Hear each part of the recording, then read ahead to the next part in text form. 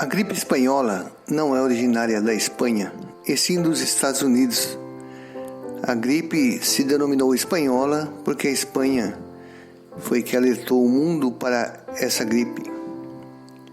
Hoje iremos falar da gripe, faremos um comparativo entre a gripe espanhola de 1918 com o Covid-19 que está assolando o mundo e o Brasil.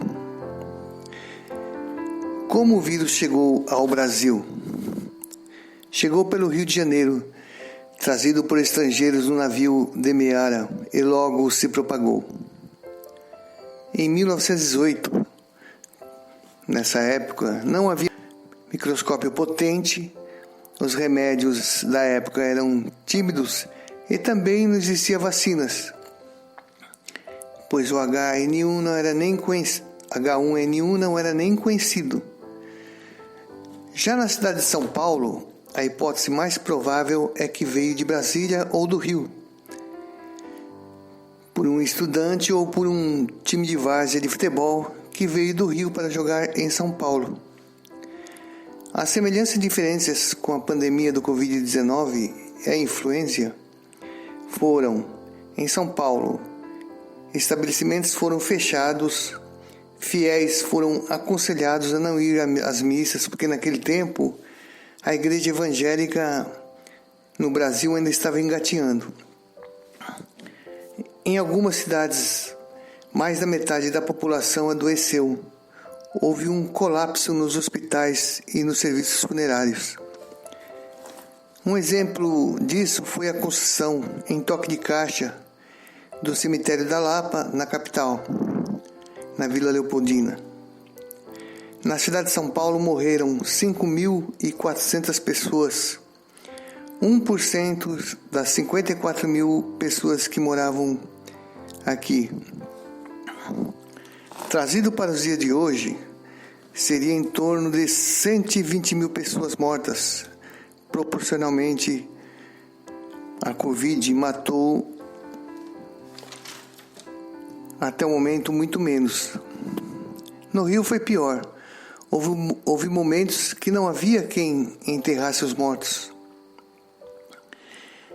Agora tem outras semelhanças com o Covid e a gripe espanhola de 100 anos atrás. Houve o fim do contato corporal entre as pessoas, como aperto de mão, beijo, abraços, etc. Foi introduzido o isolamento obrigatório nas residências. Naquela época, as pessoas aceitavam com mais facilidade as ordens das autoridades. Proibição de aglomeração pública, paralisação de serviços de diversão pública como cinema e teatro, fechamento das escolas e faculdades no município, instalação de hospitais provisórios nesses locais. Como sempre, ontem e hoje na história do Brasil, o descaso foi com os mais pobres na cidade de São Paulo. As pessoas mais carentes foram confinadas em casa sem nenhuma assistência social, econômica ou na área da saúde. As curiosidades da época era que a cloroquina da época era o quinino, um alcaloide de sabor amargo. O quinino era usado como tratamento da malária e tem propriedades antitérmica e analgésica.